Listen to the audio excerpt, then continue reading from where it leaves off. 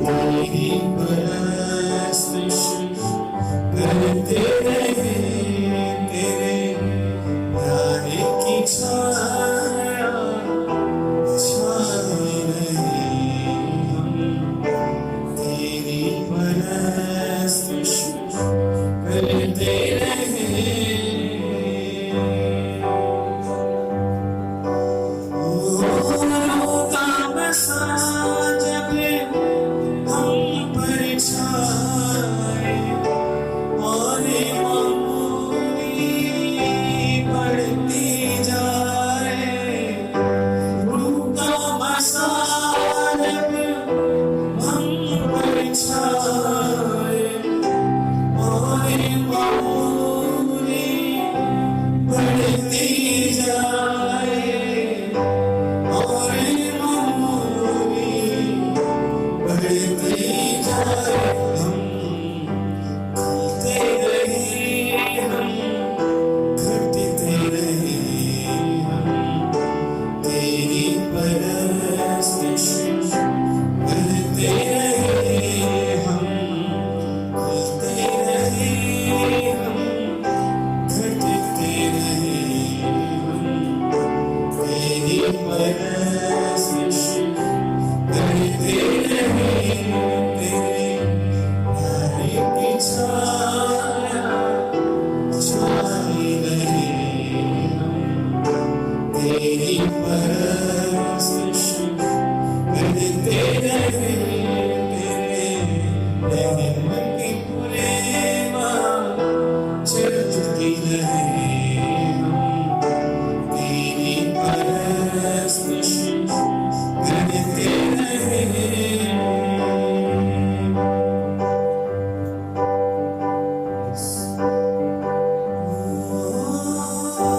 मेरे ख्यालों की दुनिया में, मेरी सोच में, सांसों में। मेरे ख्यालों की दुनिया में, मेरी सोच में, सांसों में। मेरी सोच में, सांसों में। यीशु नाम से बरकतें आती रहे हम। तेरी परस्तिश करते रहे। यीशु नाम से बरकतें आती रहे हम। तेरी परस्तिश करते रहे, तेरे प्यारे की छाया छाए रहे हम। तेरी परस्तिश करते रहे, तेरे प्यार की प्रेमा चलती रहे हम। तेरी परस्तिश करते रहे, तेरे प्यारे की छाया। हम इससे गुजारा करें खुदावंद अपनी मोहब्बत को मुझ पर जाहिर कर। हालेलुया। मेरी रिक्वेस्ट है हम अपनी आंखें बंद करें, क्योंकि जब हम अपनी आंखें बंद करते हैं तो हमारा ध्यान हमारे आसपास से हट जाता है। और पापों से लेकर हम अपनी मोहब्बत को मुझ पर जाहिर करें। ये हो नहीं सकता कि आप खुदा से कहें और आपसे ना बात करें। ये हो नहीं सकता। अगर आप नहीं सुन रहे तो फिर दुआ करें, खुदावंद मैं सुनना चाहता हूँ, मैं सुनना चाहती हूँ कि आप मुझसे कितनी मोहब्बत करते हैं। खुदावंद आपकी मोहब्बत का सबूत था वो सलीब पर बहा हुआ खून का एक एक कतरा जो तेरी मोहब्बत में बहाया गया। खुदावंद मुझसे बात कर खुदावंद, ताकि मैं आजाद हो जाऊं। Hallelujah, hallelujah. खुदावंद हम आपकी सुनना चाहते हैं ताकि हम जिए, ताकि हम जिए और आपके लिए जिए। खुदा हम आपकी भीड़ हैं, हम आपकी आवाज सुनना चाहते हैं। Thank you Jesus. Hallelujah. Yes, you are very good. Yes, yes. खुदा बंदिया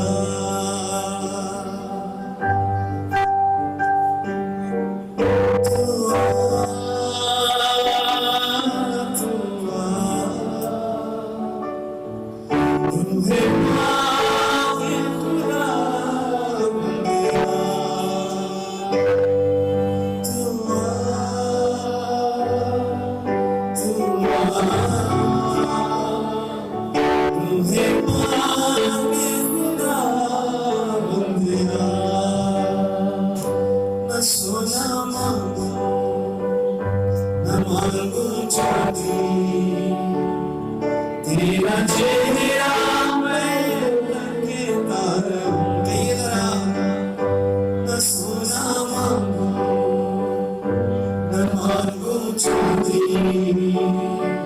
तेरा चेहरा मैं करके तारूं, न हीरा मांगू न मांगू मोती, तेरा चेहरा मैं करके तारूं, तू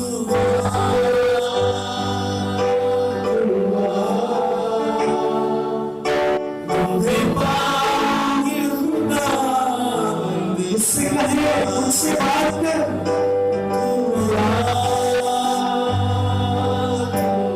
मेरी कमजोरी के लिए मुझसे बात कर। मेरे बुरे हालात के लिए मुझसे बात कर। कहे, ए पाप तू जाहिर हो, जलाल जाहिर हो, ए पाप तू जाहिर हो, जलाल जाहिर हो, मेरा चेहरा मेरा चेहरा मेरा चेहरा बने हो, न सोना मांगो न मांगो चांदी, मेरा चेहरा मैं करके तारूं, हीरा मांगो न मांगो मोती, तेरा चेहरा मैं करके तारूं, तू आ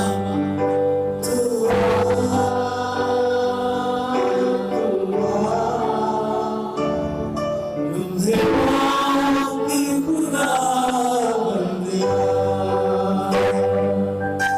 तू आ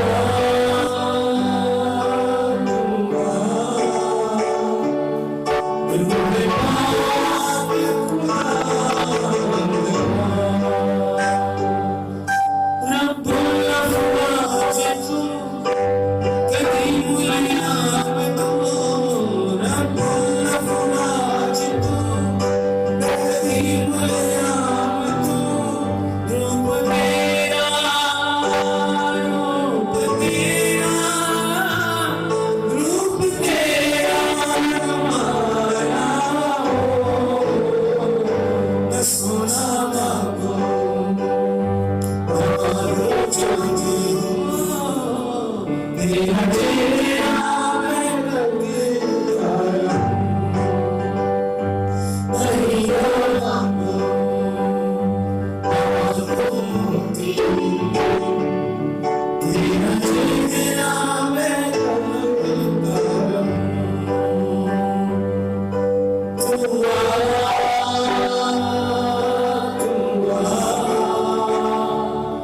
मुझे पाके खुदा बंदिया,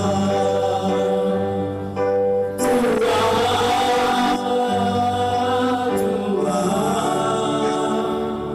मुझे पाके खुदा बंदिया, तू आ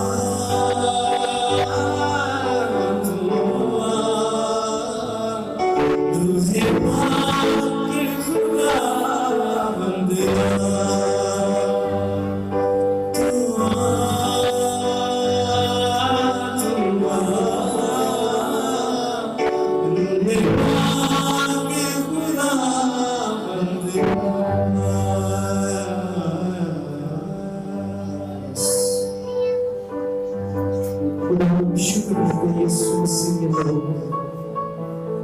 यस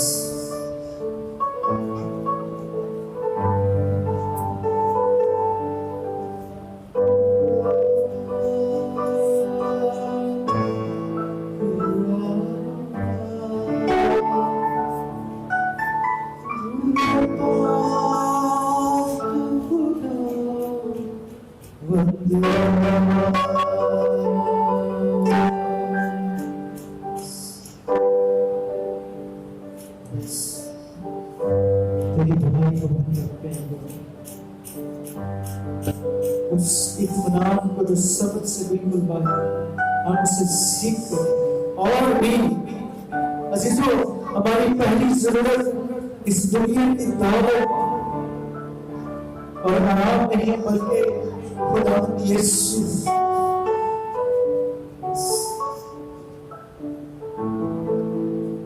हालेलुया। उसके शागिर्दों ने उस माजूम को जो उससे भीख मांग रहा था, उसे दौलत नहीं दी बल्कि उससे कहा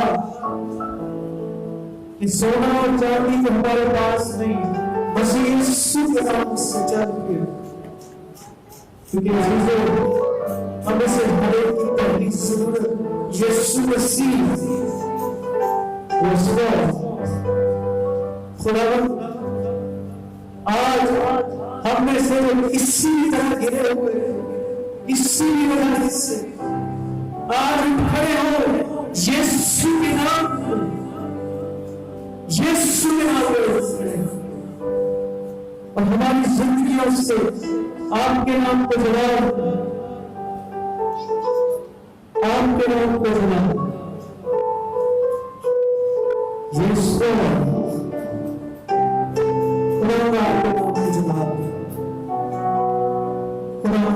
हम घटते जाए, आप बढ़ते चले जाए। ये बादशाह जिंदा हो हमारे से। यस यस उचियाने शना तेरिया ओ उचियाने शना तेरिया शना उचिया मसीहा तेरिया शना उचिया मसीहा तेरिया दूर कर दे बुलावे मेरिया, दूर कर दे बुलावे मेरिया। उचियाने शना तेरिया।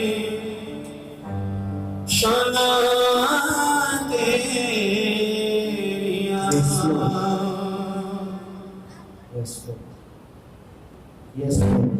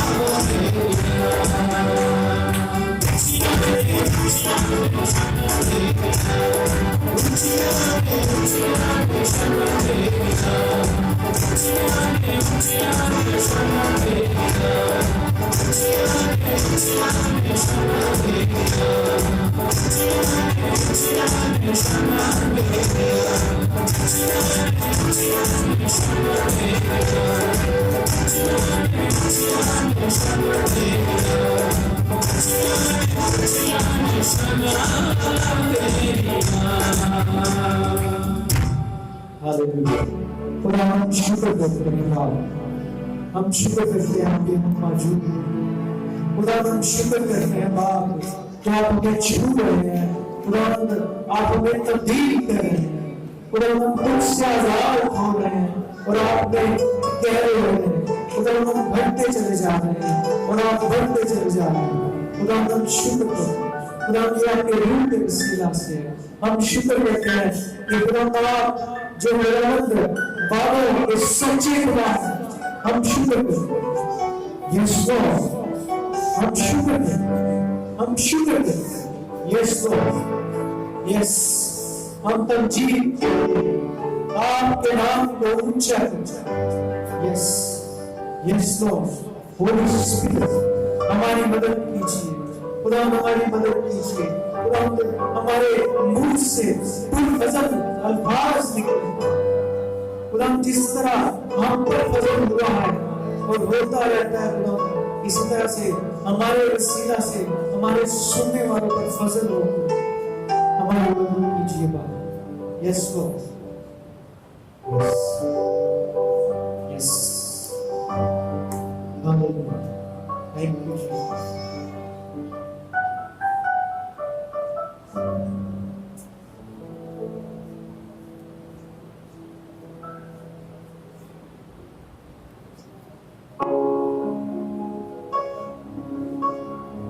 Yes, Lord.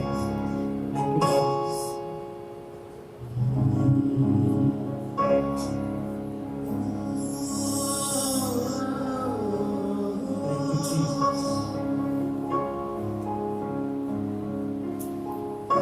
नदियों में जहाँ जाना हो सबके यीशु का खून मिले। नदियों में जहाँ जाना हो यीशु का खून मिले। नदी गया जाना हो यीशु का खून मिले। नदी गया जाना हो यीशु का खून मिले। देखो संतों जो यीशु का खून मिले। सबने देखो संतों जो यीशु का खून मिले।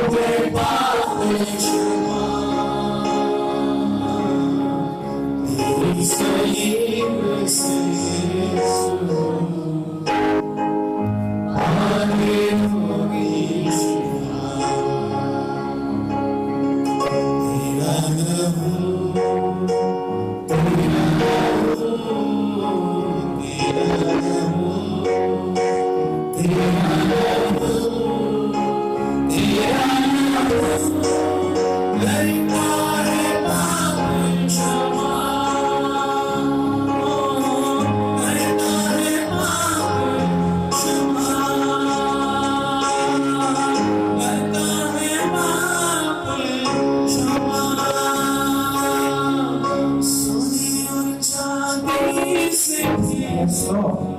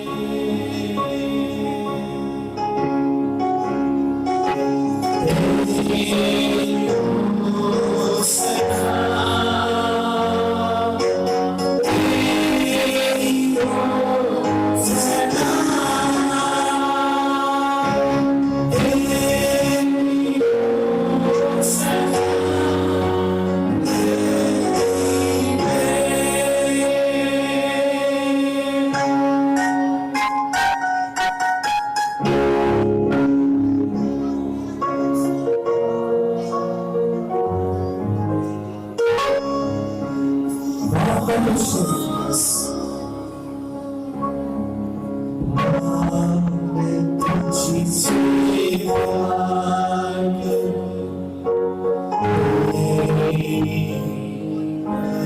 से आपका बाप का आसमानी बाप यस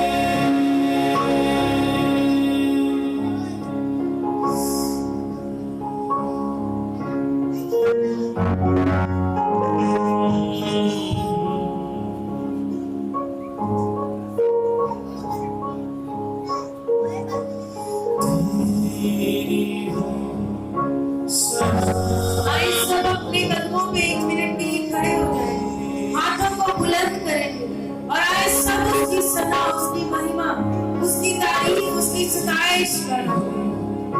सब हाथों को बुलंद करें।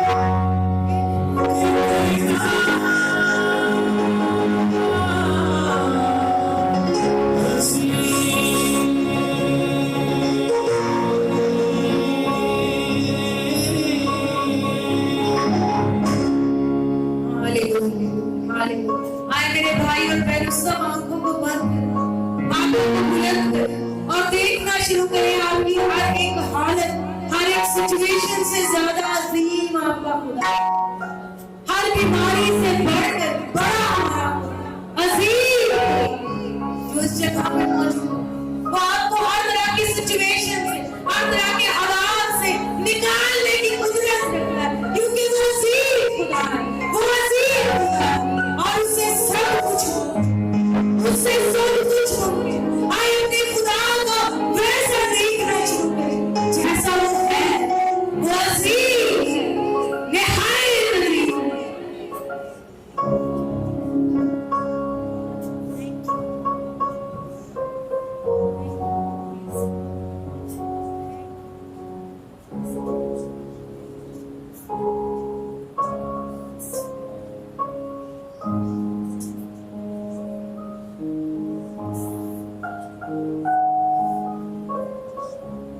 Thank you, thank you, thank you। खुदा हम दिल से तेरी शुक्रगुजार हैं, हम तुझे जला देते हैं कि इस जगह पे मौजूद है। हम इस जगह पे तेरा नाम सर बुलंद करें, हम शुक्रगुजारी करते हैं खुदा। आज तू हमें सुनने वाले कान, देखने वाली आंखें, समझने वाला दिल दे, ताकि हम कानों से सुने, आंखों से देखें, दिल से समझे, रजूल आए और तेरे कलाम के वसीला से उन्होंने एरियाज में शिफा पा जाए खुदा, जिनमें हमें शिफा की जरूरत है। शुक्रगुजारी सारा जलाल तुझे। Yes, thank you Lord Jesus, thank you Lord Jesus. शुक्रगुजारी, शुक्रगुजारी।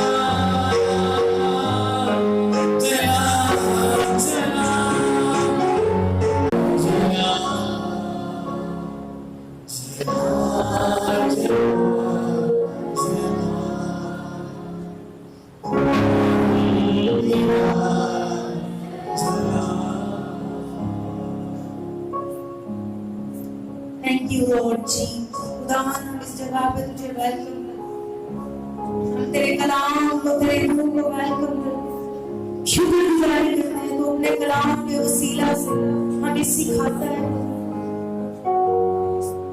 तेरे कलाम में लिखा है, मेरे बेटे मेरी बातों पर तवज्जो कर और मेरे कलाम पे कान लगा। इसको अपनी आंख से ओझल ना हो, बल्कि इसको अपने दिल में रख। अपने दिल की खूब हिफाजत कर, क्योंकि जिंदगी का सरचश्मा है। खुदा हमारे दिल आज तेरे कलाम से भर जाए, तेरा कलाम हमारे दिलों में कसरत से बस जाए। हम शुक्र गुजारी, सारा जलाल तुझे। Thank you Lord. वो अपने लोगों की जरूरत को अपने कलाम के वसीला से पूरा कर, यीशु के आमीन। सब तशरीफ रखें। मसीह यीशु के नाम में आप सबको सलाम।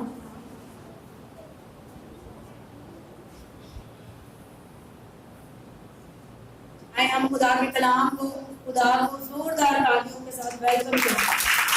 जोरदार तालियों से हम वेलकम करेंगे खुदा को, उसके कलाम को। खुदा मौजूद है। आमीन। किस किस का ईमान है कि खुदा इस जगह पे मौजूद है? हम सब का ईमान है, तो फिर आए खुदा को जोरदार तालियों से वेलकम।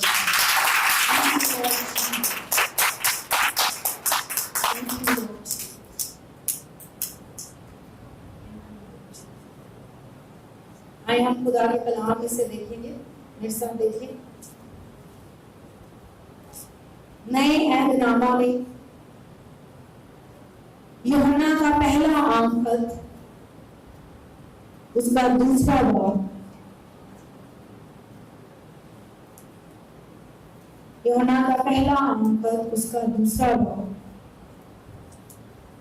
उसकी 14वीं आयत से मैं आपके लिए पढ़ूंगी। सफा नंबर 235 पे आपको मिलेगा। यूहन्ना का पहला आम खत, उसका दूसरा बाब, उसकी 14वीं आयत से मैं पढ़ूंगी। यहाँ पे लिखा है, ऐ बुजुर्गों, मैंने तुम्हें इसलिए लिखा है कि जो इब्तिदा से है उसको तुम जान गए हो। ऐ जवानों, मैंने तुम्हें इसलिए लिखा है कि तुम मजबूत हो और खुदा का कलाम तुम में कायम रहता है और तुम उस शरीर पर गालिब आ गए। ना दुनिया से मोहब्बत रखो, ना उन चीजों से जो दुनिया में है। जो भी दुनिया से मोहब्बत रखता है उसमें बाप की मोहब्बत नहीं, क्योंकि जो कुछ दुनिया में है, ये जिस्म की ख्वाहिश, आंखों की ख्वाहिश और जिंदगी की शेखी, वो बाप की तरफ से नहीं बल्कि दुनिया की तरफ से। दुनिया और उसकी ख्वाहिश दोनों मिटती जाती हैं, लेकिन जो खुदा की मर्जी पर चलता है वो अबद तक कायम रहे।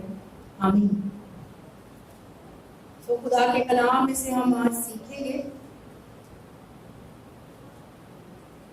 बाइबल मुकद्दस में बड़ा खूबसूरत यूहन्ना का जो रसूल था उसको मोहब्बत का रसूल कहा जाता है, और खुदा की मोहब्बत जो है वो यूहन्ना पे जाहिर हुई। और यहाँ पे मैं एक बात कहना चाहूंगी कि रसूलों में से सिर्फ यूहन्ना ऐसा नहीं था जिसपे खुदा की मोहब्बत जाहिर हुई थी, लेकिन वो उस मोहब्बत में डीप हो गया था, गहरा हो गया। आमीन। हम सब के लिए खुदा का कलाम एक जैसा बयान किया जाता है, लेकिन कुछ भाई, कुछ बहन जो है वो उस कलाम के अंदर गहरे हो जाते हैं, और कुछ जो है वो सतही तौर पे कलाम को लेते हैं। आपको पता है जब हम सतही तौर पे कलाम को लेते हैं तो क्या होता है? जब हालात आते हैं तो क्या होता है? वो कलाम जो हमारे अंदर बीज जो डाला गया होता है वो खत्म हो जाता है। यीशु मसीह ने एक तमसील में कहा कि बीज जब फेंका गया तो एक ऐसी जमीन थी जो सख्त जमीन थी। जब सख्त जमीन में बीज फेंका गया तो क्या हुआ? वो जल्दी से उग गया, और जब धूप निकली तो फिर क्या हुआ? जल गया। ये वो लोग हैं जो सतही तौर पे खुदा के कलाम को लेते हैं, ज़हनी तौर पे कबूल करते हैं, उसको अपने दिल में नहीं उतारते, गहरे नहीं होते कलाम। आमीन। तो हम खुदा का कलाम हर संडे, इतवार को मीटिंग्स में, मंथली मीटिंग में, सेमिनार में और हर मीटिंग में इसलिए सुनाया जाता है, इसलिए नहीं कि ये कोई रवायत है, इसलिए नहीं कि हमने इसलिए खुदा से मिलना है कि कहीं खुदा हमें सजा ना दे, इसलिए ताकि हम उस कलाम में गहरे हो। आमीन। हम उस कलाम को गहराई तक समझ सकें। बाइबल मुकद्दस में लिखा है, हम मोहब्बत में जड़ पकड़े तामीर हो, ताकि उसकी चौड़ाई, उसकी لمبائی، اس کی گہرائی اور اس کی اس محبت کو جان سکے جو جاننے سے مارے. آمین، ہاللیلویا. سو جس قدر ہم اپنے آپ کو پیش کریں گے اس قدر خدا کا کلام ہمارے اندر گہرا ہوگا، اور جس قدر خدا کا کلام ہمارے اندر گہرا ہوگا اس قدر ہم حالات پر غالب آ سکتے. آمین. تو ہم کلام پہ واپس آئیں گے جس میں جو ہم نے پہلے پڑھا. جس چیز میں اسپیشل آج ہم بات کریں گے لکھا ہے 14ویں آیت کا دوسرا حصہ، بلکہ 15ویں آیت ہے یہ، سوری، لکھا ہے جو نہ دنیا سے محبت رکھو نہ ان چیزوں سے جو دنیا میں.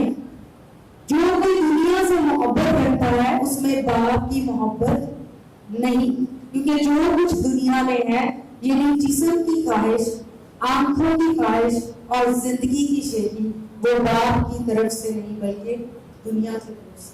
آمین. تو میرے بھائیوں اور بہنوں، خدا کا کلام ہمیں ایک بات بتاتا ہے، اور وہ کیا بتاتا ہے؟ ہم نے دنیا میں رہنا ہے لیکن ہم نے اس دنیا کی چیزوں کے ساتھ اور لوگوں کے ساتھ اٹیچ بھی کرنا، اپنے آپ کو جوڑنا.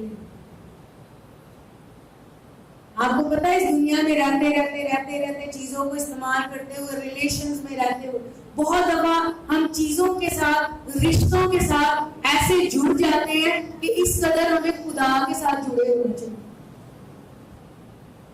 آمین. صاف صاف لکھا ہے نہ دنیا سے محبت رکھو نہ ان چیزوں سے جو دنیا میں. آپ کو پتا ہے کئی دفعہ، بہت دفعہ دنیا اور دنیا کی چیزوں سے ہم جڑے ہوتے ہیں. یسوع مسیح نے کہا تم اس دنیا میں تو ہو لیکن تم اس دنیا کے نہیں. ہم جب یسوع مسیح کو زندگی دیتے ہیں تو میرے بھائی اور بہنوں ہم اس وقت اس دنیا میں ہی رہتے ہیں. یسوع نے کہا میں یہ نہیں کہتا کہ ان کو اس دنیا میں سے اٹھا لو. ہم اس دنیا میں ہوتے ہیں لیکن ہم اس دنیا کے نہیں ہوتے. اٹ مینس، اس کا مطلب کیا ہے؟ ہم نے اس دنیا اور دنیا کی چیزوں کے ساتھ اپنے آپ کو نہیں جوڑا. آمین. نہ دنیا سے محبت رکھو اور نہ ان چیزوں سے جو دنیا میں. اب دنیا میں بہت کچھ ہے. سب سے پہلے روپیہ، پیسہ، چیزیں جو ہمارے ارد گرد ہوتی ہیں، ہمارے ریلیشنز، ہمارے رشتے. آمین. دنیا میں تو رہنا لیکن ان کے ساتھ اٹیچ.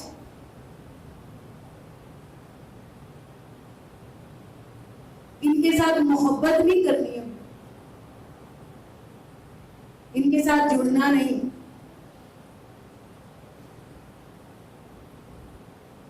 کافی سال، 2-3 سال پہلے کی بات ہے، خدا نے مجھ پہ ایک بات ظاہر کی. خدا میں ہم تب گہرے ہوتے ہیں، خدا کے کلام میں ہم اس وقت گہرے ہوتے ہیں جب ہماری زندگی میں خدا کا درجہ جو ہے وہ ہر چیز سے زیادہ اوپر ہو. ہر چیز، ہر ریلیشن، ہر رشتہ، ہر چیز، اس میں سب کچھ شامل ہے.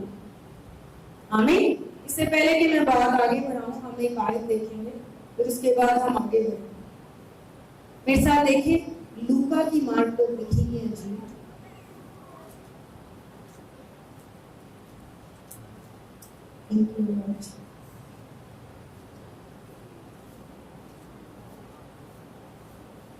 لوکا کی مارک پر لکھی گئی انجیل، اس کا 14واں باب، صفحہ نمبر 69 پہ 69 پہ آپ کو ملے گا. اس کا 14واں باب، اس کی 25ویں آیت سے میں آپ کے لیے پڑھوں گی. دیکھیے جب بہت سے لوگ اس کے ساتھ جا رہے تھے تو اس نے ٹھیک کر ان سے کہا اگر کوئی میرے پاس آئے اور اپنے باپ اور ماں اور بیوی اور بچوں اور اپنے بھائیوں اور بہنوں بلکہ اپنی جان سے بھی دشمنی نہ کرے تو میرا شاگرد نہیں ہو سکتا. آمین. یسوع مسیح کے ساتھ بہت سے لوگ جا رہے تھے. کتنے لوگ جا رہے تھے؟ صرف 12 شاگرد یہاں پہ لکھا ہے جا رہے. کیا لکھا ہوا ہے؟ یسوع مسیح کے پیچھے بہت سے لوگ جا رہے ہیں، لیکن حقیقتاً بات کیا وہ سارے لوگ جو ہے وہ सब खुदा के साथ जुड़े हुए हैं। अब यीशु मसीह ने उनको क्या बात बताई है, बड़ी जबरदस्त बात। अगर आप इस बात को सीख लें, आपकी जिंदगी से सारी परेशानी, सारी फिक्र, सारी टेंशन, सारा कुछ जो है वो एकदम से खत्म हो जाए। हकीकी तौर पे अभी हम बात करें कि हमने अगर दुनिया के साथ नहीं जुड़ना तो फिर हमने किसके साथ जुड़ सकते? हमें यीशु ने उनको क्या बताया, अगर कोई मेरे पास आए और अपने बाप और माँ और बीवी और बच्चों और भाइयों और बहनों बल्कि अपनी जान से भी दुश्मनी न करे तो मेरा शागिर्द नहीं हो सकता। कितने जो यीशु मसीह के शागिर्द होना चाहते? बुलंद हाथ करना, सभी हैं। तो यीशु ने क्या बताया, अगर कोई मेरे पास आए अपने बाप, माँ, बीवी, बच्चों बल्कि अपनी जान से भी दुश्मनी ना करे तो मेरा शागिर्द नहीं हो सकता। इसका मतलब ये नहीं कि हमने अपनी जान से दुश्मनी करनी, इसका मतलब ये नहीं कि हमने अपने भाइयों बहनों को छोड़ देना, अपनी बीवी को छोड़ देना, अपने शौहर को छोड़ देना। इसका मतलब ये हमारी जिंदगी में सबसे ऊपर जो दर्जा है वो किसका होना चाहिए? खुदा का होना। आमीन। ना दुनिया से मोहब्बत रखो, ना उन चीजों से जो खुदा ने मुझे एक बड़ी जबरदस्त बात सिखाई। कई दफा हम जो है वो दुनिया में जो रिलेशंस हैं, जो रिश्ते हैं, हम उनके साथ जुड़े होते हैं, इस कदर जुड़े होते हैं कि जब वो हमारे साथ कुछ गलत होता है फिर हम क्या होते हैं? डिस्करेज हो जाते हैं, दिल शिकनी का शिकार हो जाते हैं। हम कहते हैं लो जी मैंने इतना किया। बीवियां अपने शोहरों से कहती हैं मैंने बहुत किया फिर भी कुछ नहीं मिला। शोहर बीवियों से कहते हैं मैंने बहुत किया फिर भी कुछ नहीं मिला। इसका हल पता है क्या? यीशु के पीछे आए, सब को पीछे कर। खुदा ने मुझे एक बात सिखाई, हम आगे बढ़ेंगे उससे पहले ये बात करेंगे। खुदा ने मुझे एक बात सिखाई, इंसान के अंदर एक बड़ा खला है, एक बड़ा वैक्यूम, और वो पता है किससे फुल होता है? किससे फिल होता है? खुदा की मोहब्बत से। आमीन। खुदा की मोहब्बत में ये कैपेसिटी है, खुदा की मोहब्बत इस काबिल है कि हमारे अंदर जो खला है उसको पूरा कर सके। लेकिन हम क्या करते हैं? हम वो मोहब्बत चीजों में, दुनिया में, रिश्तों में, भाइयों बहनों में, माँ बाप में, जो माएँ हैं वो बच्चों में ढूंढती है। एक आपको मिसाल देती हूँ उससे पहले कि हम आगे बढ़ें। जो माएँ होती हैं अक्सर पहले, इससे पहले कि वो माँ बने, पहले वो बीवियां होती, वो अपने शोहरों में वो मोहब्बत ढूंढती रहती है। भाइयों ने डिस्करेज नहीं होना, बीवियां भी ऐसी होती, सारे इंसान एक जैसे।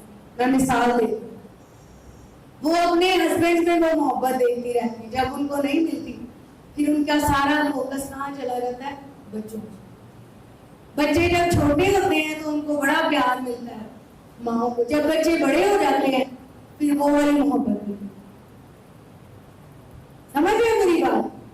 असल में वो खला जो है वो फुल करने की इंसान कोशिश करता है, जो उसके अंदर है वो उसको रिश्तों में ढूंढता है, लेकिन वो उसको रिश्तों में नहीं मिलता। उसकी वजह क्या है? क्योंकि वो गैप, वो खला, वो वैक्यूम कहाँ से फुल होगा? खुदा की मोहब्बत से। आमीन। इसलिए यीशु मसीह ने क्या कहा, जो कोई मेरे पास आए क्या करे? अपने भाई बहन बीवी बच्चों हर चीज को, बल्कि अपनी जान से भी दुश्मनी ना करे तो वो मेरा शागिर्द नहीं हो सकता।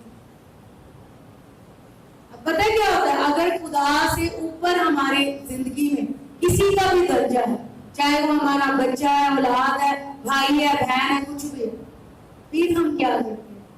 हम डिस्करेज होते रहते हैं और कभी भी खुदा के साथ मिल नहीं सकते। और सबसे अव्वल बात, खुदा की मोहब्बत में उसको फील करना किसी ने नहीं। खुदा ने मुझे कहा, खुदा ने मेरे दिल में ये बात डाली, खुदा ने मुझे कहा जब भी तुम्हें कोई काम करना है अपने घर में, अपने इन लॉज के लिए, ससुराल वालों के लिए, किसी के लिए, तो वो तूने अपने शौहर के लिए नहीं करना। میں نے خدا سے پوچھا, میں نے کہا خداوند کیوں؟ خدا نے مجھے کہا کوئی بھی پرفیکٹ نہیں ہے, کوئی بھی کامل نہیں, نہ شوہر کامل ہے نہ بیویاں کامل ہیں. اکثر لڑائی جھگڑے کیوں ہوتے ہیں؟ شوہر بیویوں میں پرفیکشن ڈھونڈتے ہیں, بیویاں شوہروں, لیکن کچھ بھی نہیں ہوتا, کیونکہ نہ تو شوہر کامل ہے اور نہ بیویاں کامل. اس لیے نہ ان کو ان سے پرفیکٹ محبت مل سکتی ہے, کامل محبت مل سکتی ہے, نہ بیویوں کو شوہر سے. آمین. اس لیے خدا کیا کہتا ہے؟ خدا کہتا ہے وہ چیز جو خدا نے واقعی رکھی ہے ہم اس کے پیچھے جو ہم خدا کی محبت سے اپنے آپ کو فل ہوں. اگر ہم پاسٹ میں چلے جائیں تو ہمیں آدم اور حوا نظر آتا. خدا نے آدم اور حوا کو کس لیے بنایا؟ بائبل میں لکھا ہے خدا نے آدم کو اور حوا کو, انسان کو اپنی صورت پہ اپنی شبیہ کی مانند بنایا. یہ دیکھیں لکھا ہوا پیدائش پہلا باب اور اس کی 26ویں آیت. پھر خدا نے کہا ہم انسان کو اپنی صورت پر اپنی شبیہ کی مانند بنائیں. انسان کس کی شبیہ پہ بنا ہے؟ انسان کس کی شکل و صورت پہ بنا ہے؟ خدا کی.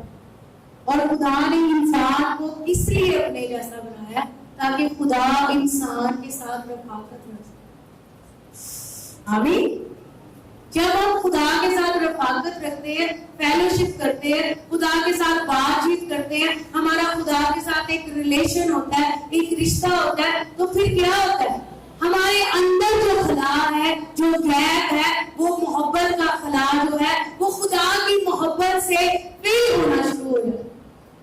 لیکن اس کے برعکس, اس کی بجائے اگر ہماری زندگی میں خدا سے اوپر ہماری اولاد ہے, ہمارا شوہر ہے, ہماری بیوی ہے, ہماری جاب ہے, ہمارے اور دوسری مصروفیات ہے, تو پھر کبھی بھی ہم خدا کے ساتھ فیلوشپ نہیں کرتے, رفاقت نہیں کرتے, اور کیا ہوتا ہے؟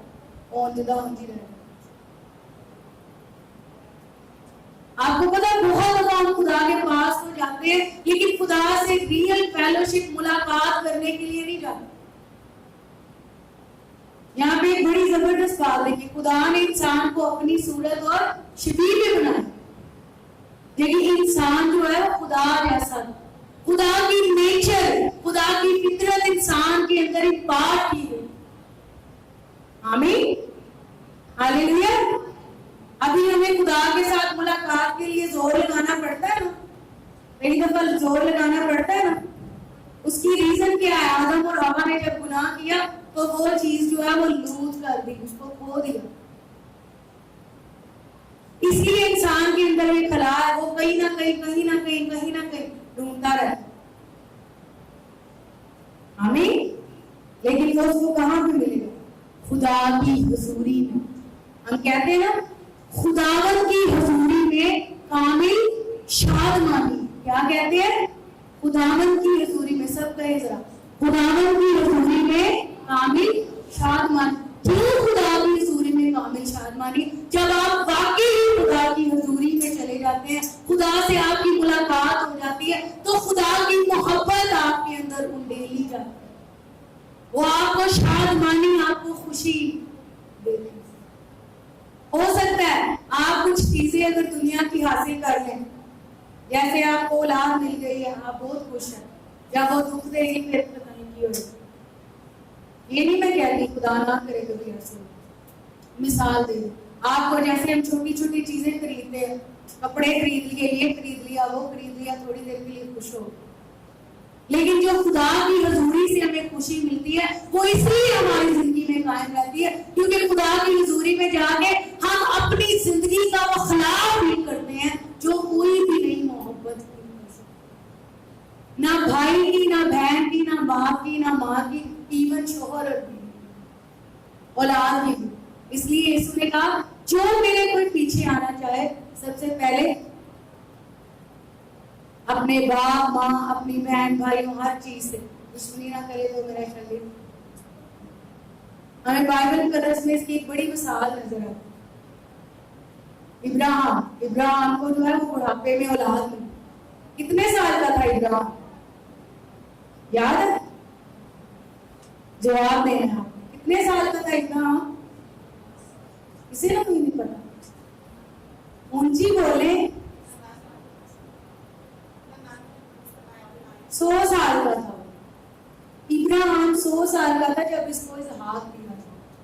जब देर बाद आपको कोई चीज मिलती है ना तो फिर आप ऑटोमेटिकली उसके साथ अटैच हो जाते।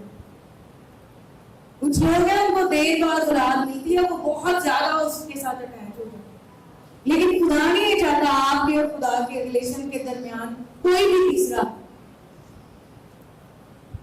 अगर कोई भी तीसरा खुदा और आपके दरमियान में आएगा ना तो फिर उसको कुर्बान होना है। मिल जाएगा वो आपको। इब्राहिम की जिंदगी में 100 साल का वो था जब उसको इसहाक दिया गया, और वो इसहाक के साथ खुदा से भी ज्यादा अटैच हो। खुदा ने उसको क्या कहा, तूने क्या करना है, इसहाक को कुर्बान कर दे। वो जगह जो मैं तुझे बताऊंगा वहां पे तुझे जाना है और इसको जाके कुर्बान कर दे। हो सकता है अगर इब्राहिम ये सोचता कि नहीं नहीं मेरा बेटा है, इसको मैं कुर्बान कर दूंगा तो फिर क्या होगा, इसके साथ तो खुदा ने वादे किए हैं, इसके लिए तो खुदा ने सारा कुछ किया। लेकिन नहीं, जैसे ही उसको खुदा की आवाज आई उसने क्या किया, इसहाक को लिया और कुर्बान करने के लिए चला गया। अगर हम पढ़े सारे वाकयात तो हमें नजर आता है खुदा ने इसहाक को कुर्बान होने नहीं दिया, लेकिन असल में हम देखें तो उसके अंदर इसहाक और खुदा का जो इमेज था, यहाँ पे खुदा है और यहाँ पे पहले इसहाक था। फिर जब इसहाक पैदा हुआ यहाँ पे खुदा आ गया और यहाँ पे इसहाक। लेकिन जब खुदा ने उसको कहा तूने इसको कुर्बान कर दिया, खुदा कुर्बानी मांगता नहीं है, उसने तो खुद अपने लहू हमारे लिए भेजा। आमीन। लेकिन असल में दर हकीकत क्या हुआ, उसके अंदर जो इसहाक था वो फिर अपनी प्रॉपर जगह पे आ गया और वो उसको मिल गया। खुदा लेता नहीं है चीज, खुदा लेने के लिए नहीं मांगता, खुदा इसलिए कहता है ताकि हमारी जिंदगी से चीजों और लोगों और रिश्तों की जो अटैचमेंट है, जो हमारा उनके साथ लगाव है, जो खुदा से भी बढ़ के है, वो खुदा असल में ब्रेक करता है, उसको खुदा तोड़ना चाहिए। आमीन। तो मैं आपको बता रही थी कुछ साल पहले की बात है, खुदा ने मुझ पे जाहिर किया। खुदा ने मुझे कहा महविश तू दुनिया की चीजों के साथ अटैच है। मैंने कहा नहीं खुदावंद ऐसे तो नहीं हो सकता। खुदा ने मुझे कहा नहीं मेरी बेटी तू दुनिया की चीजों के साथ अटैच है। मैंने खुदा को कहा ठीक है खुदावंद तू मुझे बता कहाँ कहाँ पे मैं अटैच। मैं आपको बताऊं हमारे घर में भी इवन जो चीजें होती हैं जिनको कभी हमने हाथ भी नहीं लगाया, हम उनके साथ भी जुड़े हुए, लेकिन हमें पता नहीं होता।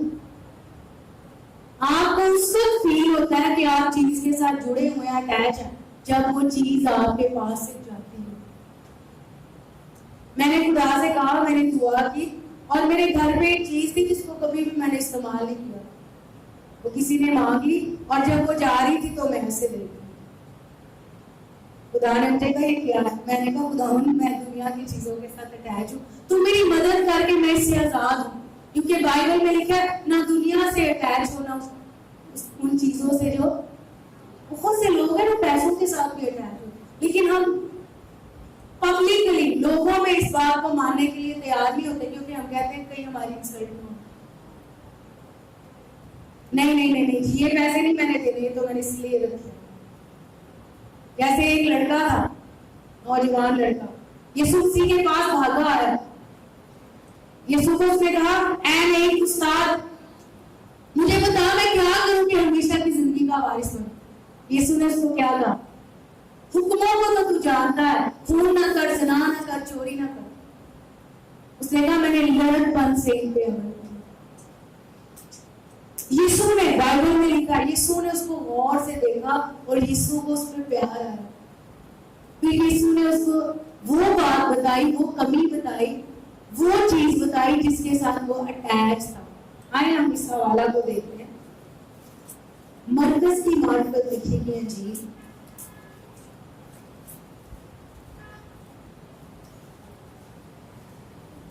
उसका 10वां बाब 20वीं आयत से मैं पढ़ूंगी। यहाँ पे देखिए, बड़े ध्यान से देखिएगा, बड़ा जबरदस्त पिक्चर है। लिखा है उसने उससे कहा ऐ उस्ताद, मैंने लड़कपन से इन सब पर अमल किया। यीशु ने उस पर नजर की और उसे उस पर प्यार आया और उससे कहा, एक बात की तुझ में कमी है। ये कमी पता क्या थी? पैसों के साथ वो जुड़ा हुआ, पैसों के साथ अटैच था। अगर हमारी जिंदगी में कोई भी चीज खुदा से ऊपर है तो कभी भी हम खुदा में गहरे नहीं हो सकते, कभी भी हमारा रिश्ता खुदा के साथ वैसे मजबूत नहीं हो सकता। कुछ लोग हैं वो इतनी सहमत ही नहीं करते कि खुदा में गहरे हो, जैसे जिंदगी जा रही है उनकी चली जाए। दिन हुआ है, रात हुई है, फिर उठे ने काम दे गए ने, फिर दिन हुआ है, रात हुई है, ऐसे ही उनका साइकिल चल रहा है। खुदा ने हमें ऐसी जिंदगी जीने के लिए नहीं यहाँ पे भेजा। बाइबल में लिखा, तुम अपने नहीं बल्कि कीमत से खरीदे गए हो, इसलिए अपने बदन से खुदा का जलाल जाहिर करो। एक भाई थे, उनसे मैंने पूछा, मैं उनसे बातचीत कर रही थी और वो बड़े मायूस थे। मुझे कहते अद्धी जिंदगी लंघ गई है, अद्धी जड़ी है वो भी लंघ गई। इसकी पता क्या रीजन है? इसकी वजह ये है कि हम दुनिया की चीजों के साथ अटैच हो जाते हैं, हमारी ख्वाहिशें तब्दील हो जाती हैं। हमारी ख्वाहिश बस ये होती है, ये मिल जाए, ये मिल जाए, ये मिल जाए, ये मिल जाए, और कभी भी वो नहीं मिलता क्योंकि हम उनके पीछे दौड़ लगाते हैं। अब यहाँ पे लिखा है, यीशु के पास वो बड़े इश्तियाक से आया था कि मैं यीशु से पूछूं कैसे मुझे हमेशा की जिंदगी मिलेगी। हम भी बहुत दफा यीशु के पास आए। अब यीशु ने उसके गौर से नजर की और यीशु ने उसको वो बात बताई जिसकी उसके अंदर कमी थी। कलाम में से खुदा हर दफा, हर संडे, हर मैसेज जब हम सुनते हैं, खुदा अपने कलाम के वसीला से हमारी कमियां, हमारी कमजोरियां हम पे जाहिर करता है। लेकिन कुछ लोग जो है वो उनको लेते हैं, अपनी जिंदगी में रिसीव करते हैं और उनकी जिंदगी में कलाम के वसीला से तब्दीली आना शुरू हो जाती है। और कुछ लोग हैं वो इस लड़के की तरह वापस चले जाते हैं, भूल जाते हैं और फिर कभी उसको याद नहीं, और फिर तवक्को खुदा से करते रहते हैं कि खुदा उनके लिए कुछ करे। कैसे करेगा? नहीं कर सकता। जब तक आप खुदा के नजदीक नहीं है, खुदा आपके लिए कुछ नहीं कर सकता। अगर आप चाहते हैं खुदा आपके लिए काम करे तो उसके लिए आपको खुदा के करीब जाना, खुदा के साथ एक होना, उसके साथ रिलेशन बनाना, उसके साथ रिश्ता बनाना। आमीन। तो हम इस हवाले पे वापस आएंगे। यहाँ पे लिखा है, यीशु ने उस पर नजर की और उसे उस पर प्यार आया और उसने उसे कहा, एक बात भी तुझ में कमी है, जा जो कुछ तेरा है बेच कर गरीबों को दे, तुझे आसमान पर खजाना मिले और आकर मेरे पीछे हो ले। इस बात से उसके चेहरे पर उदासी छा गई और वो गमगीन होकर चला गया क्योंकि बड़ा माल था। देखिए, पहले बड़े इश्तियाक से आया, मुझे बता कैसे मैं दाखिल हूं। जैसे यीशु ने उसको गौर से देखा, यीशु ने कहा, एक बात की तेरे में अभी भी कमी है। ये कमी क्या थी? असल में यीशु उसको बता रहे थे, तू दौलत के साथ जुड़ा हुआ, तेरी जिंदगी में दौलत का दर्जा खुदा से भी बढ़ के, इसलिए क्या कर, जा जो कुछ तेरा है बेच के गरीबों को दे और आके मेरे पीछे हो। और लिखा है बाइबल में, इस बात से उसके चेहरे पे उदासी छा। कई दफा हम खुदा के हजूर जाके पता क्या कहते हैं, खुदाया तेन पता है मेरी मजबूरी, तू ते खुदा है, तेन पता है मैं कितना मजबूर हूं, मैं कितनी मजबूर हूं, मैं तेरे वास्ते यह नहीं कर सकती। लेकिन मैं आपको बताऊं, हम मजबूरियों से खुदा को कन्विंस नहीं कर सकते। जो खुदा ने आपको करने के लिए कहा है वो आपको करना है। और मैं आपको बताऊं, खुदा जो हमें करने के लिए कहता है, इसका मतलब ये नहीं कि खुदा चाहता है कि वो गरीब हो जाए। खुदा हमें जो करने के लिए कहता है, इसके पीछे भी खुदा की मोहब्बत, खुदा का लव छुपा हुआ है। एक्चुअली खुदा चाहता है कि ये मेरे साथ जुड़े, हकीकत में खुदा चाहता है मेरे साथ ये मजबूत, ये सारी दौलत तू बेच दे जो तुझे मेरे से दूर कर, खरीदों को दे दे, आके मेरे पीछे हो ले, तुझे आसमान पे खजाना मिले। उसने आसमान को, हेवन को रिजेक्ट किया। देखें, और इस तरह होता है हमारी जिंदगी में, दुनिया और दुनिया की चीजों की इस कदर अहमियत होती है कि उसके पीछे हम आसमान को, खुदा को रिजेक्ट कर दें। आमीन।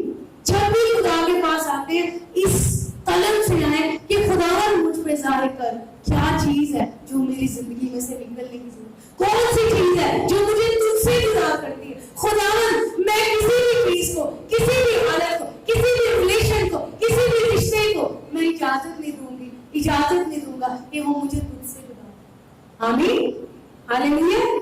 اداسی نہ چھاڑے خدا کا کلام سن کے ہمارے چہرے، بلکہ خوشی سے بھر جائیں کہ خدا نے، میں آپ کو بتا رہی ہوں، خدا نے جب مجھے بتایا تو میں نے اس چیز کو نوٹ کرنا شروع کیا۔ میں نے کہا خداوند یہ تو ڈیفینیٹلی وہ خدا ہے، جو وہ ہمیں بتاتا ہے وہ بالکل صحیح ہوتا ہے۔ اگر ہم اس کو جلدی سے مان کے اس پہ عمل کر لیتے ہیں تو ہم تبدیل ہونا شروع ہو جاتے ہیں۔ آمین۔ تو ہم آیت پہ واپس آئیں گے، پہلا یوحنا کا پد اس کا 2 باب اس کی 16ویں آیت، بلکہ 15ویں آیت میں دوبارہ سے پڑھوں گی۔ نہ دنیا سے محبت رکھو نہ ان چیزوں سے جو دنیا میں۔ آگے دیکھیے بڑی زبردست بات دیکھیے، لکھے جو کوئی دنیا سے محبت رکھتا ہے اس میں باپ کی محبت نہیں ہے۔ آپ اس چیز سے اندازہ لگا سکتے ہیں، آپ بہت سے لوگ ہیں وہ اپنی اولاد کے ساتھ بہت اٹیچ ہوتے ہیں اور اپنی اولاد کے لیے خدا کے کلام کو پیچھے کر دیتے ہیں۔ آپ اس چیز سے اندازہ لگا سکتے ہیں کہ آپ چیزوں سے جڑے ہیں کہ نہیں، آپ کے اندر جو ہے اس کی اہمیت کتنی ہے، آپ کیا کچھ کرنے کے لیے تیار ہیں۔ ہم اپنی اولاد کے لیے سب کچھ کرنے کے لیے تیار ہو جاتے ہیں، ہوتا ہے نا ایسے، ہم اپنے رشتوں کے لیے سب کچھ کرنے کے لیے تیار ہو جاتے ہیں، لیکن بہت دفعہ ہم خدا کے لیے سب کچھ کرنے کے لیے تیار نہیں ہیں۔ بہت سی چیزیں ہیں جن کو ہم پیچھے کر دیں۔ آمین۔ ہم 16ویں آیت پڑھیں گے، لکھا ہے کیونکہ جو کچھ دنیا میں ہے، یعنی جسم کی خواہش، آنکھوں کی خواہش اور زندگی کی شیپی، وہ باپ کی طرف سے نہیں بلکہ دنیا کی طرف سے۔ میرے بھائیوں اور بہنوں، جب ہم زمین پہ زندگی گزارتے ہیں تو جب آپ کچھ دیکھتے ہیں تو ہو سکتا ہے آپ کے دل میں اس کی ڈیزائر ہو۔ ایک دفعہ میں نے جو ہے وہ چرچ میں سکھایا تھا کہ خواہشیں جو ہے وہ کہاں سے آتی ہیں، خواہشیں کہاں سے جنم لیتی ہیں۔ خواہشیں جو ہیں وہ اس ماحول میں سے نکلتی ہیں جس میں آپ رہتے ہیں۔ اگر آپ چاہتے ہیں کہ آپ کے اندر دنیا کی چیزوں کی خواہش نہ ہو تو پھر اپنے آپ کو دنیا اور دنیا کی چیزوں سے، ان سورسز سے الگ کریں تاکہ آپ کے اندر سے جسم کی خواہش، زندگی کی شیپی، آنکھوں کی خواہش جو ہے وہ ختم ہو جائے۔ مثال ہے، جیسے آپ چاہتے ہیں کہ آپ خداوند میں بڑھیں اور آپ کے اندر خدا کی شدید خواہش ہو، لیکن آپ ہمیشہ میڈیا، موویز، ڈرامے دیکھتے رہتے ہیں۔ بہت سے ایماندار لوگ ہیں جن کے گھر میں ایسے ہوتے ہیں۔ کیسے ہو سکتا ہے جو آپ دیکھتے ہیں، جو آپ سنتے ہیں، آپ کے اندر وہی خواہشیں پیدا ہوتی ہیں؟ آپ نے کبھی نوٹ کیا جب آپ زیادہ اسٹائلش کپڑے دیکھنا شروع کر دیتے ہیں موبائل پہ تو آپ کے اندر کیا خواہش آتی ہے؟ لیڈیز کے اندر یہ والا سوٹ، یہ والا، یہ والا، یہ والا، جسم کی خواہش، آنکھوں کی خواہش۔ جب آپ بہت زیادہ موویز دیکھتے ہیں، جو لڑکے ہیں، جو لڑکیاں ہیں، ان کے اندر فرینڈ شپ کی خواہش، جسم کی خواہش، آنکھوں کی خواہش۔ خواہشیں کہاں سے آتی ہیں؟ جس ماحول میں آپ رہتے ہیں۔ اس لیے اپنے ارد گرد ایسا ماحول کریٹ کریں جو خدا کے کلام سے تعلق رکھے۔ آمین۔ آپ اپنے گھر میں گیت لگا سکتے ہیں، میسج لگا سکتے ہیں، بائبل اونچی آواز میں لگا سکتے ہیں۔ صرف خواہش آپ کے اندر ایک چھوٹی سی ہوتی ہے کہ ہم خدا میں مضبوط ہو، اتنی سی خواہش سے کچھ نہیں ہوتا۔ زبور نویس پتہ کیا کہتا ہے؟ خشک اور پیاسی زمین پہ جہاں پانی نہیں، وہاں پہ ہے خداوند میری جان تیری پیاسی اور میرا جسم تیرا مشتاق ہے۔ آمین، ہاللیلویا۔ تو جسم کی خواہش، آنکھوں کی خواہش، زندگی کی شیپنگ، سب کچھ یہاں پہ لکھا ہے آگے 17ویں آیت، بلکہ دنیا کی طرف سے ہے۔ دنیا اور اس کی خواہش، اس کا کیا انجام ہے؟ دنیا اور اس کی خواہش دونوں مٹتی جاتی ہیں، لیکن جو خدا کی مرضی پر چلتا ہے वो अब तक कायम रहे। आमीन। मेरे भाई और बहनों, जब हम अपने आप को दुनिया से लेके खुदा के लिए वक्फ कर देते हैं, हम अपने आप को खुदा के सुपुर्द कर देते हैं, खुदा को सौंप देते हैं, खुदावन तू मेरी मदद कर कि मैं दुनिया और दुनिया की ख्वाहिशों से बचा रहूं और मैं तेरी हजूरी में हमेशा तेरे साथ कायम रहूं। उसके लिए सबसे जरूरी चीज जो मैं आपको बताना चाहती हूँ, बाइबल बताती है दुनिया और दुनिया की ख्वाहिशें दोनों मिटती जाती, बड़ी जबरदस्त बात। लेकिन जो खुदा की मर्जी पर चलता है वो अब तक आएगा। यहाँ पे जो लफ्ज है ना खुदा की मर्जी, सब कहें कुछ बुलंद आवाज से, खुदा की मर्जी। फिर से कहें खुदा की मर्जी। मेरे भाई और बहनों, जिस चीज को हमने खुदा के सुपुर्द करना वो है हमारी अपनी मर्जी। जब हमारे अंदर हम बहुत ज्यादा दुनिया भर लेते हैं, फिर हम कहते हैं कि मेरी जिंदगी है, मेरी मर्जी है, मैं जो मर्जी करूं। लेकिन बाइबल जो है वो इसको प्रूव नहीं करती, बाइबल इसका सबूत नहीं करती। बाइबल में लिखा है तुम अपने नहीं बल्कि कीमत से खरीदे गए, इसलिए अपने बदन से क्या करो, खुदा का जलाल। कौन सी कीमत दी गई है हमारे लिए? यीशु ने अपने खून की कीमत। आमीन। सो लिखा है दुनिया और उसकी ख्वाहिश दोनों मिटती जाती है, लेकिन जो खुदा की मर्जी पे चलता है, यानी इट मीन्स, इसका मतलब कि अपनी मर्जी को खुदा के सुपुर्द करता है, खुदा की मर्जी को अपनी जिंदगी में पूरा होने देता है, वो अब तक कायम है। आमीन। आए रोमियो के खत में से एक हवाला देखिए, फिर हम इसको खत्म करेंगे। मेरे साथ देखिए रोमियो के नाम लिखा गया कॉलोसियस का।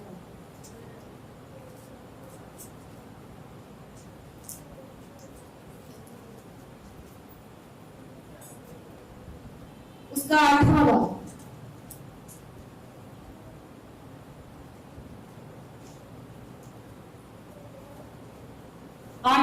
और 12वीं आयत से मैं आपके लिए पढ़ूंगी, बड़े ध्यान से आपने ये हवाले सुने। ठीक है, बस है भाइयों हम कर्जदार तो हैं मगर जिस्म के नहीं, कि जिस्म के मुताबिक जिंदगी गुजारो, क्योंकि अगर तुम जिस्म के मुताबिक जिंदगी गुजारोगे तो जरूर मरोगे, और अगर रूह से बदन के कामों को नेस्तो नाबूद करोगे तो जीते रहोगे। इसलिए कि जितने खुदा के रूह की हदायत से चलते हैं वही खुदा के बेटे। आमीन। जितने खुदा की रूह की हदायत से चलते, जितने खुदा की मर्जी में चलते, अपनी मर्जी नहीं बल्कि खुदा की मर्जी को पूरा करें, वो क्या करेंगे? अब तक पाएंगे। आमीन। Hallelujah, hallelujah. इसलिए मेरे भाई और बहनों, अगर आप चाहते हैं इत्मीनान वाली जिंदगी गुजारना, अगर आप चाहते हैं मोहब्बत से भरी जिंदगी गुजारना, अगर आप चाहते हैं खुशी से भरी जिंदगी गुजारना, तो फिर सबसे पहले क्या करें? अपनी मर्जी को खुदा के सुपुर्द करो। आमीन। हालेलुया। अपने आप को दुनिया से अलग करो। ये जरूरी है, दुनिया में रहना है लेकिन दुनिया की चीजों के साथ जुड़ना है। आमीन। हालेलुया। आए हम कुछ देर के लिए अपने कदमों पे खड़े हों। मेरी गुजारिश है सब अपने कदमों पे खड़े हों, अपनी आंखों को बंद करें, अपने हाथों को आसमान की तरफ बुलंद करें, और मेरे भाई और बहनों आज हकीकतन अपनी मर्जी को खुदा के सुपुर्द करें। कलाम में लिखा है यीशु मसीह जब जमीन पे जिंदगी गुजार रहे तो यीशु के लिए खुदा की मर्जी थी कि वो सलीबी को हरा दे। उसने गतसमनी के बाग में ये दुआ की कि ऐ बाप, अगर तू चाहे तो ये प्याला मुझसे टल जाए, लेकिन तो भी मेरी नहीं बल्कि तेरी मर्जी हुई। सो उसने अपनी मर्जी को खुदा की मर्जी के सुपुर्द कर दी, और खुदा ने यीशु के वसीला से अपना जलाल जाहिर। आए मेरे भाई और बहनों, सब अपनी मर्जी को खुदा के सुपुर्द कर, खुदा से कहे खुदावन आप पे खुदा जो जो चीजें रिवील कर रहा है, खोल रहा है, किस चीज के साथ आप जुड़े हैं, अपने आप को यीशु के नाम में डिटैच करना शुरू करें, अलग करना शुरू करें। खुदा यीशु मसीह नासरी के नाम में हम दुआ करते हैं, हर एक ऊंचा मुकाम उठाया जाए, वो सब जो तेरी तरफ से नहीं है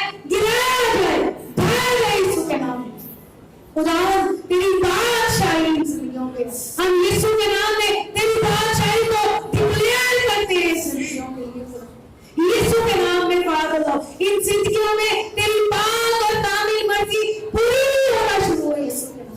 हर तरह का स्ट्रॉन्ग होल्ड यीशु के नाम में गिराया जाए, ढह जाए, डिमोलिश हो जाए यीशु के नाम में। फादर आए मेरे भाई और बहनों, साथी से दुआ करना शुरू करो। इस तरह से दुआ ना करें कि आप खुदा